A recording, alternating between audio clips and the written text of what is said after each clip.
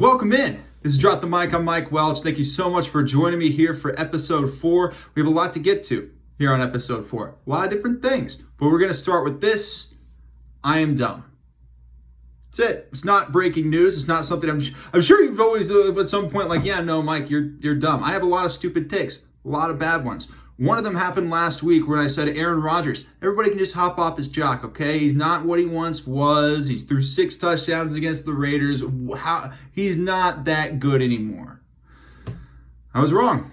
100%, because Aaron Rodgers last night was amazing against the Chiefs. And that touchdown pass he had to the back of the end zone to Williams, man, it's one of the best throws I've ever seen in my life. It really is. Everything about it. I mean, we could talk about Deshaun Watson getting kicked in the eye and then throwing a touchdown, which is also amazing. Maybe we'll get to that here in a bit, but I need to focus this on me being stupid and thinking that Aaron Rodgers was a little bit over the hill, a little past it, maybe a shell of what he once was. No, Aaron Rodgers is a god. He's a football god, and I have to accept that reality in my life, whether I like it or not. His mustache still creeps me out, but he's still Aaron Rodgers, man. He still is Aaron Rodgers. It made it really tough. It was really tough to watch. I mean, you got the pressures on it. The coverage is on. There was no way in the world that should have ever happened. That pass should have been attempted, let alone completed for a touchdown, and it was. So I'm stupid. Aaron Rodgers is smart. We're starting the show off like that. The Chiefs 1-3 at home after losing to the Packers. They've lost to the Texans and the Colts and the Packers. All likely going to make the playoffs in all close games. So you can almost somewhat chalk it up to bad luck. Almost. It's not really that, though. A lot of it feels like Andy Reid. And here's the thing. Andy Reid gets very lauded as a football genius, right? Everyone talks about how smart he is, and for good reason. Andy Reid's one of the smartest football minds we've ever seen. But the fact is, that means he's also going to be criticized a lot. It's like being the quarterback. If you're the guy that everybody gives all the credit to when the wins come, then you're going to be the guy who takes a lot of the heat when they lose. So it's a double-edged sword that I think Andy Reid's never quite figured out fully. He's a little prickly with the media, is he not? It's personal opinion. Not that I used to be in Kansas City media or anything, but I think Andy Reid can be a little prickly. That's not just calling it like I see it. But as far as the team overall, you can look at it as, well, what's the problem? Their linebackers suck. I mean, it's simple. They can't cover anybody. They're too slow. And I'm watching the Aaron Jones touchdown, the one where he caught the screen pass. And you put Eric Berry on that defense, it never happens. Of course, I mean, I'm talking like the 2016 Eric Berry. You put him on that defense, never happened. They haven't found a replacement for him. You haven't found those great linebackers in the middle. They haven't found no more Derek Johnson of old. You lost a lot of pieces on that defense for Kansas City, and it keeps coming back to bite you. Patrick Mahomes is great. Those offensive weapons are great, but when you lack an offensive line and a defense, it's going to be an issue. And that's why I hear a lot of people say that the Chiefs, they can win the Super Bowl if everybody's healthy. If everybody's healthy, this is a Super Bowl team. And it's true to an extent. Yes, they can win a Super Bowl with everybody healthy. Would I bet on them to win the Super Bowl over the Patriots, over the Niners, over the Packers, over the Texans? Yeah, you got Patrick Mahomes. They have Deshaun Watson. I think Patrick Mahomes and Deshaun Watson, because that throw by Aaron Rodgers was amazing, but the Deshaun Watson throw earlier in the day, he gets kicked in the eye. You can't see anything. You just see him after the game. You hear that look on his face. If you're not looking at the podcast, if you're listening on iTunes, I look like kind of Popeye, but dumber. He had one eye way more shut than the other after that game, man. It was not 100% that eye. And he still throws the touchdown. I think that Mahomes-Watson matchup is going to be, in the future, what we saw with Tom Brady and Peyton Manning. Now, every year, 2 AFC quarterbacks, they're battling it out in the playoffs. And assuming that Tom Brady at some point, decides to stop playing football, then it'll be Watson and Mahomes battling it out for the AFC championship every single year. That's going to be a lot of fun. We got a little taste of it already. We got to see it already this year. And it lived up, right? A lot of hype. It lived up to it. So I think with what we've seen from Watson, Mahomes, everybody, I think the future of quarterbacking is great. The future of backup quarterbacking, well, if Matt Moore could be a backup forever, that'd be really nice, right? I mean, hey, he balled out. The Chiefs put him in the position and Matt Moore delivered. I was actually high on Matt Moore. I'm not a dumb one for that take. I thought Matt Moore was very strong, and I'm fine with the Chiefs riding with him. It's hard for me to be super angry about the Chiefs losing to the Packers with a backup quarterback. Aaron Rodgers rolls into your house and he beats you with a backup quarterback. I don't feel like you should be losing your mind over that. And that's not the end of the world. 1-3 at home? Yeah, it's a problem. It is. One home win. It's almost November. The Chiefs have one home win. That's Arrowhead, man. You don't win at Arrowhead. Nobody wins at Arrowhead. In the Andy Reid era, they've dominated at home. The way that they've dominated the AFC West.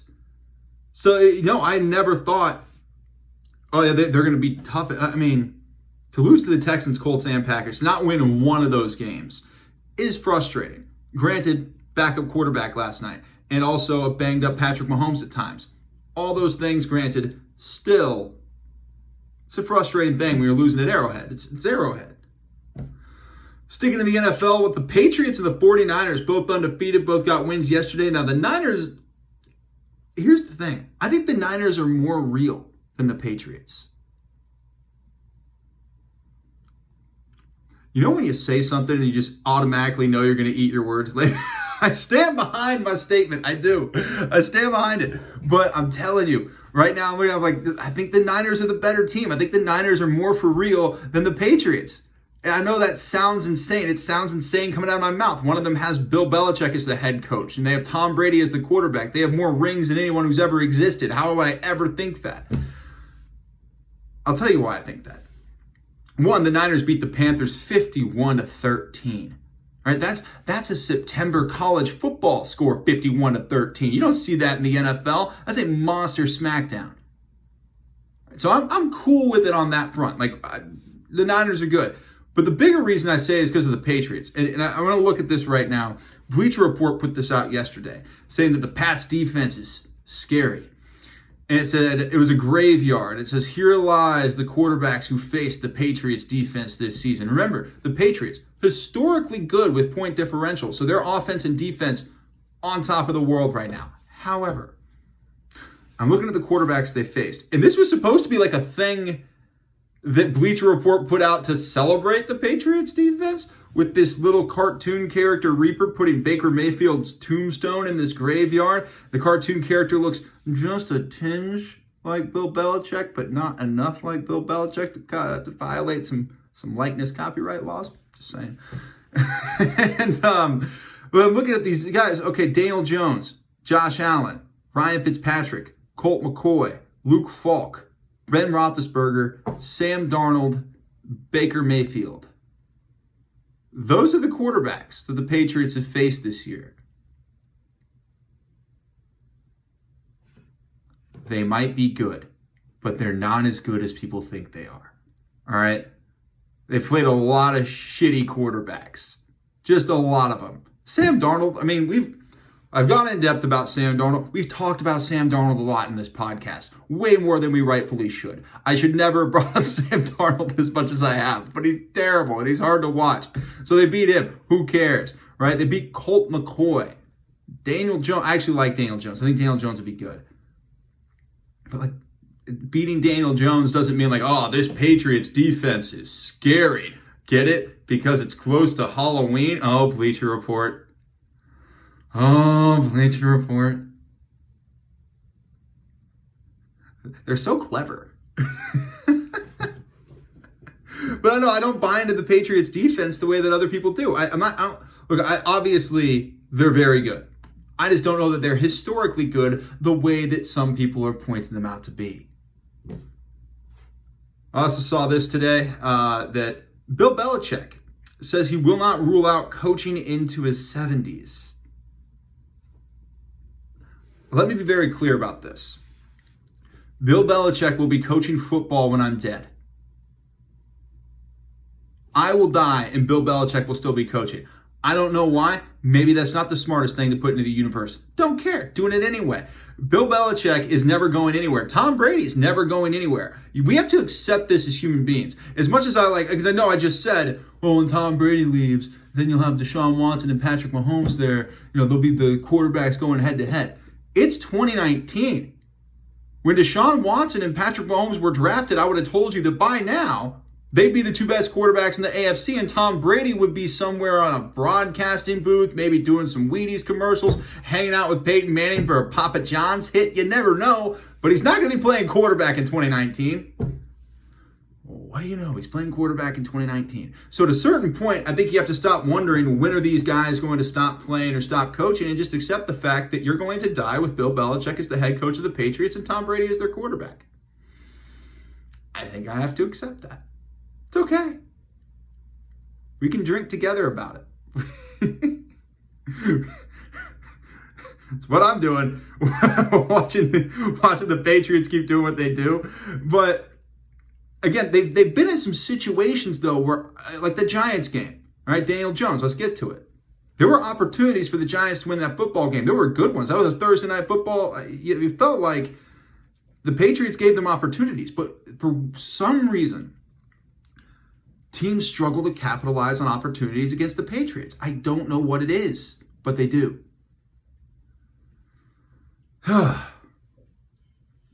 That team, man, I'll tell you what. Hank Hill in here, I'll tell you what. Boy, rad. All right, sticking with the NFL for one more before we go on to some college football. We also have Major League Baseball, NBA. There's a lot to get to here on this podcast. But A.J. Green to the Bills. Second rounder and a third in 2021 for A.J. Green, the wide receiver who at one point looked like the best wide receiver in the NFL, playing for the Cincinnati Bengals. Now going to the Buffalo Bills. A.J. Green can't catch a break, guys. He just can't catch a break. He never plays for a desirable franchise. I know the Bills are pretty good this year, but are we really doing this? Are we really? First of all, they're in the AFC East, so a wild card is their ceiling, right? The Patriots win their division. That's it. The Patriots win the division. There's not a conversation. If they were anywhere else in the league or anywhere else in the AFC, we'd think, oh, okay, maybe they could be something, but they're going to be a wild card at best. And I don't buy into the Bills as being a great team. I think they're good. And I think they're going to be a good wild card team that probably gets bounced out of the playoffs on wild card weekend. If not then the divisional round. And I don't know that A.J. Green makes that better. And now he goes from Cincinnati to Buffalo. These are not places that NFL players are clamoring to play. So I look at A.J. Green and I think, God dang, A.J. can't catch a break. And also Josh Allen. Who wants to play with Josh Allen? You know what I mean? Like, that's not, I know that they think, oh, he's got some upsides and he looks pretty good. It's Josh Allen. A.J. Green's one of those guys that, like, you pick him up in fantasy football every year and you're like, yes, I got A.J. Green. Then you remember he plays on the Bengals and you're like, oh. And now he plays for the Bills. Like, you know how windy it gets in Buffalo? You know how hard it is to throw the football in Buffalo, New York in November and December? I guess they'll be playing on the road in the playoffs, right? That's their upside.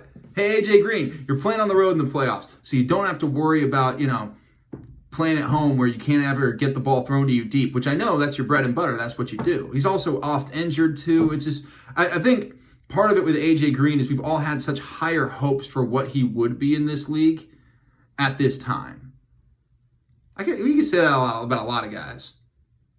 Antonio Brown somewhere still. It's always about the 14 or 15 minute mark in this show every week. Antonio Brown becomes some kind of discussion. It's good. Every week, Antonio Brown just pops in my head. I'm like, I wonder what he's doing. We should start that into a thing. What is he doing? By the way, just to point this out, the Browns are officially on the list for most disappointing team in the NFL. I mean, the Falcons are there too, right with them.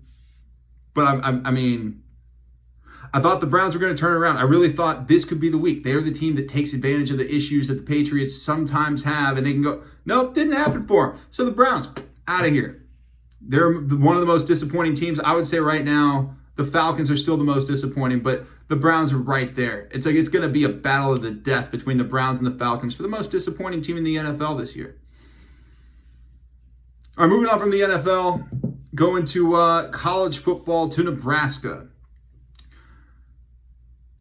Nebraska lost to Indiana. It's not good, guys.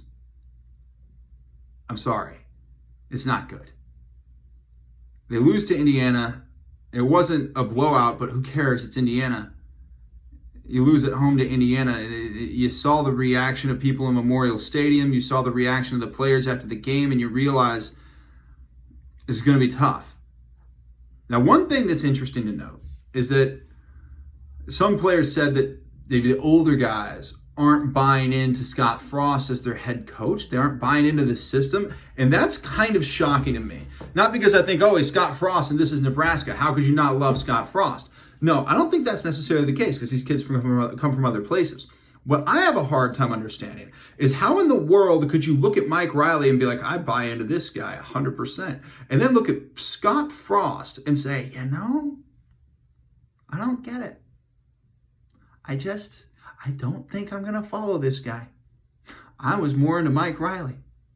Mike Riley should be coaching or teaching an AP math class. What? It's advanced placement. That's really good. You should be very happy about that, but he shouldn't be coaching your football team. He's an assistant now still, right? Cool, good for him. But I have a hard time understanding why, as a player, you would be like, yeah, I'll buy into Mike Riley. Let's do this. And then Scott Frost walks in the door and you say, yeah, I'm not really sure about this guy. He's Scott Frost. You see what he did at UCF?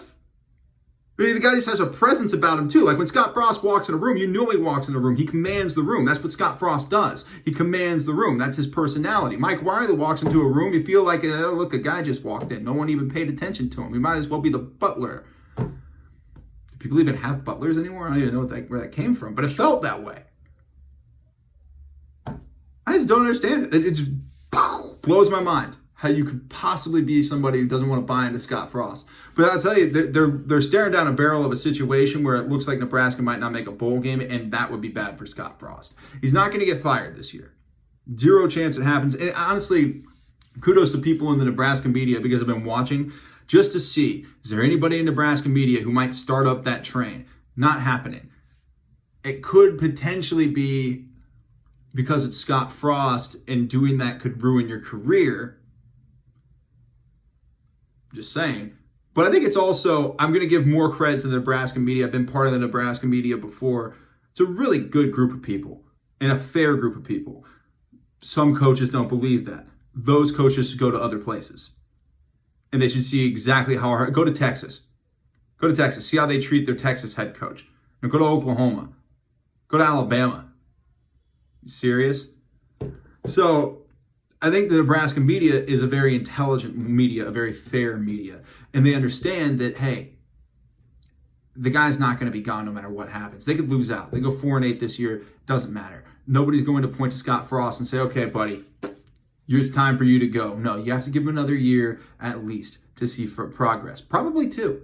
Especially now that you're having players talk about the older players not buying in. Again, infuriating and doesn't make any sense to me, but if that's what's going on, you have to give Scott Frost time because he's the guy.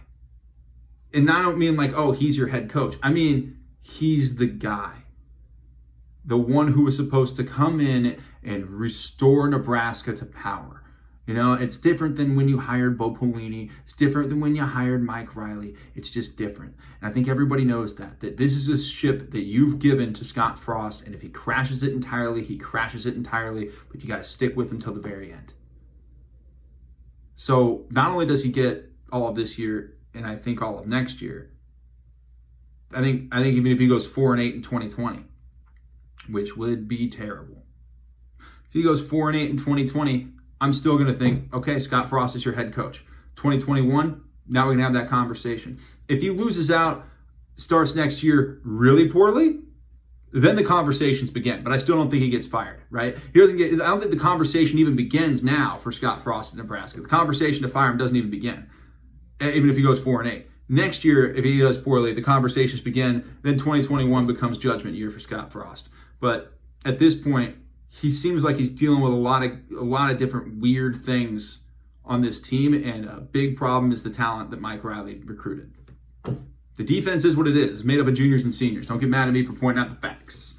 Staying with college football, K-State just has a way of dicking it right up Oklahoma's ass, don't they?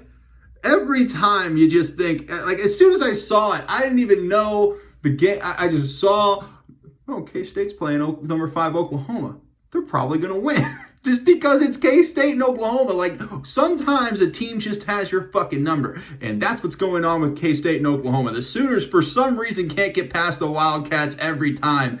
And just like last Saturday, more times than not, they're getting smoked by the Wildcats. Oh, am I a bad person for finding it hilarious every time? It's because Oklahoma gets so much talent.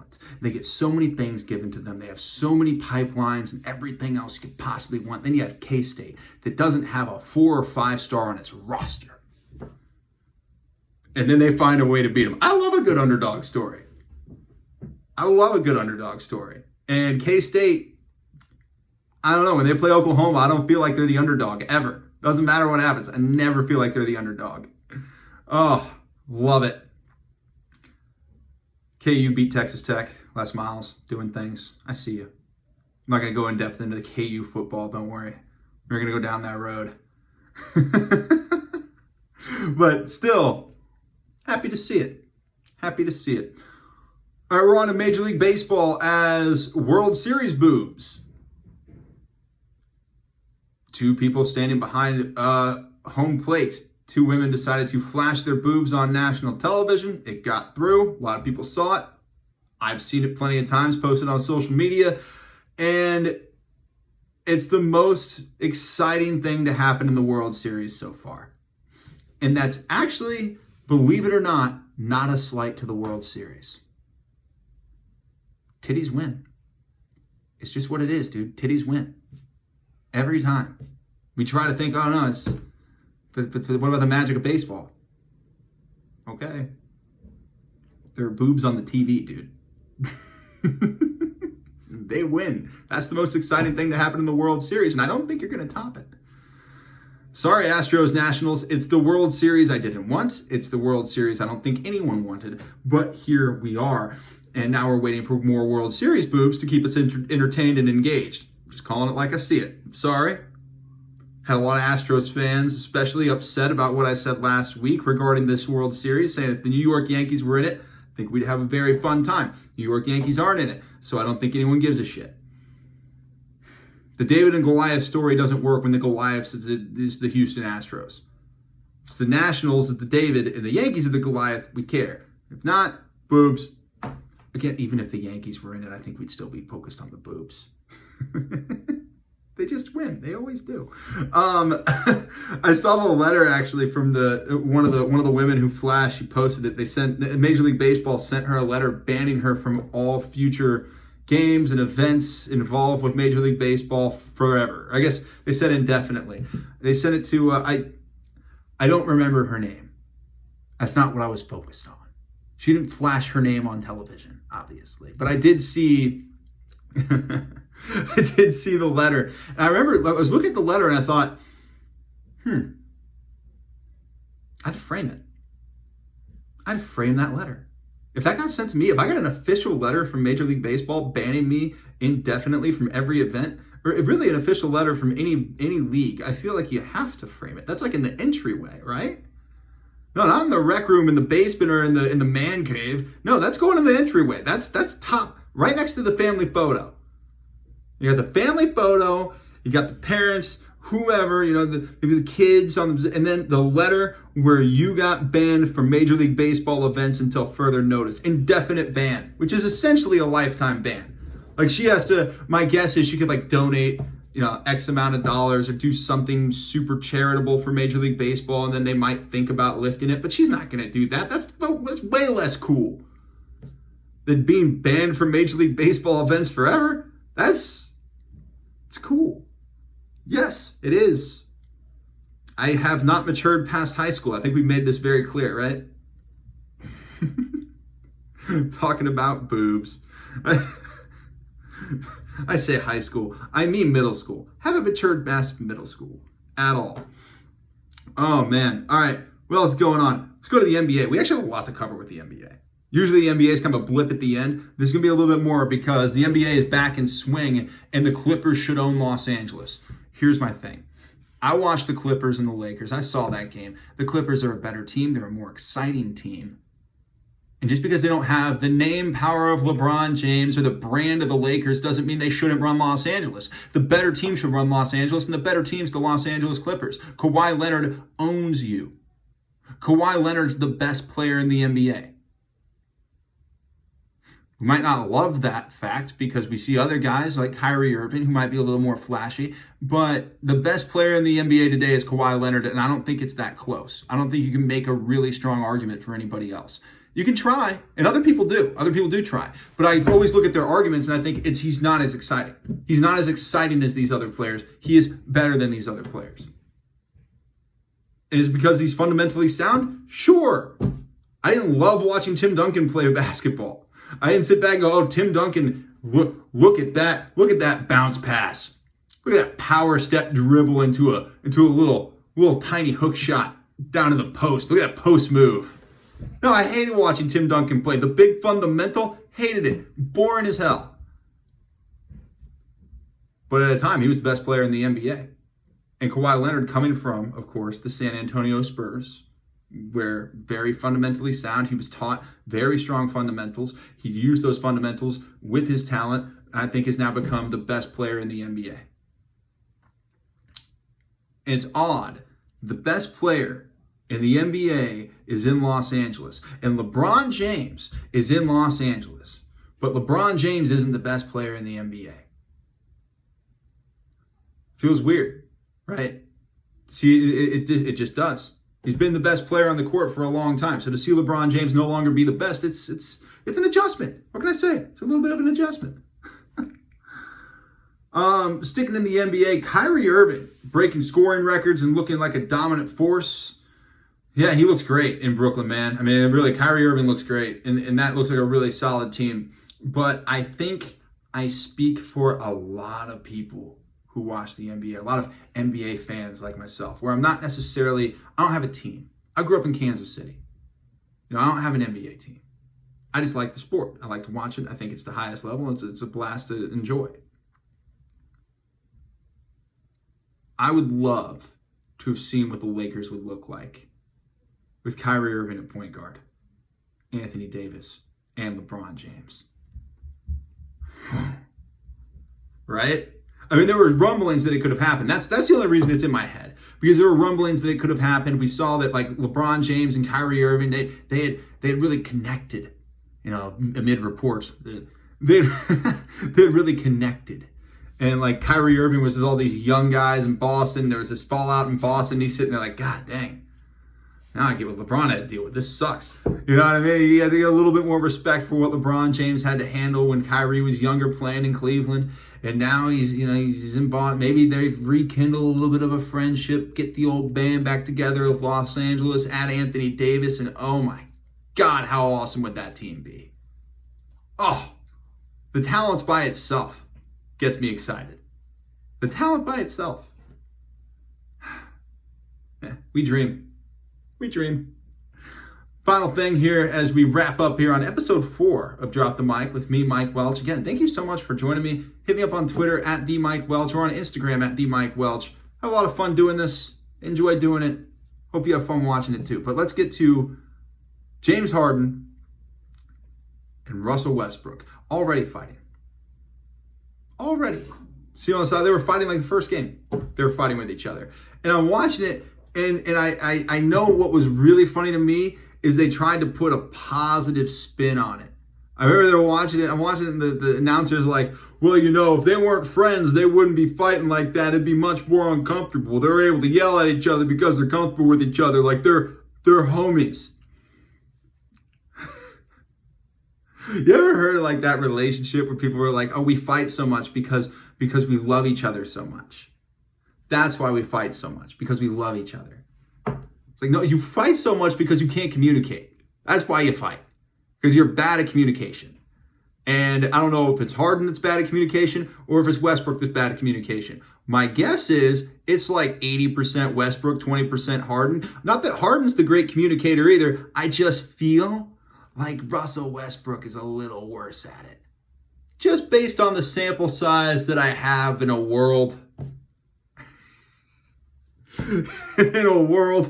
Russell Westbrook's probably more of the problem than James Harden. His hair looks, he's had better looks, in my opinion. Not to go down that route of being the fashion police, as I look like someone outside of a cheesy mafia movie. It's funny. I look Italian, but I'm not Italian. You know, you ever been to like a Sbarro? It looks Italian, but it's not really Italian. I'm a Sbarro. So trust me, in no world am I calling out the fashion police. His hair, I think he's had better looks. Personal opinion. But that's that relationship where it's like, oh, they love each other. Look at them fighting. That's because they're comfortable with each other. They must be friends to fight like that. I've put positive spin on things, man, but that's ridiculous. They are pissed at each other, and they're pissed at each other probably because they don't like sharing the spotlight. Russell's never enjoyed sharing the spotlight. Ask literally anyone who's ever played or been around or spoken to or watched Russell Westbrook ever.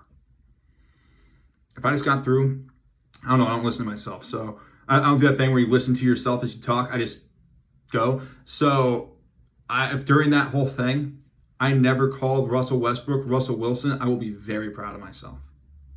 All right, it's been episode 3 of Drop the Mic. I'm Mike Wells. Thank you so much for listening and have a great rest of your day.